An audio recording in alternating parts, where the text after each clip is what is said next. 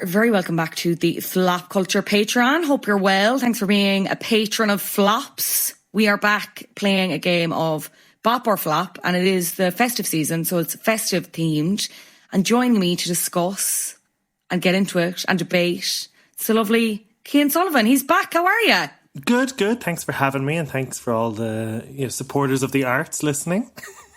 We love them. We love the floppy disks. We do. Come here. Christmas music. We're obviously talking about Christmas music and maybe more so contemporary Christmas pop music. But in general, are you a fan of Christmas music? Yeah, I am. I think it has its place. I'm not really someone who'll listen to, Slade in July. I will stick it on early December and I'll finish it up by Christmas. And that's where it sits for me. I don't try and overindulge, but when I go in, I like to have my staples there. Okay, well, no one should be listening to Slade in July is what I will say as someone who loves Christmas music. Nobody needs to be doing that. And if you are, please, professional help is available. I like Christmas music, and I suppose I find the reason why I wanted to do this podcast is because there seems to be like this influx of new pop stars, and even not necessarily new pop stars, but everyone having a crack at the Christmas song. Whereas previously, I really feel like it wasn't a thing. People had kind of resigned themselves to, it's Mariah, it is Slade, it is Paul McCartney, it is Shakin' Stevens. We will never become canon. But now it seems like people are either really trying to make their music canon, or potentially they don't care and they're just like, fuck it, I'm going to write a Christmas song and I'm going to release it. What did you notice? Or are you on that same wavelength as me? Because I just feel like, and maybe it's a generational thing as well, that we obviously grew up with a lot of tracks that were the staples forever.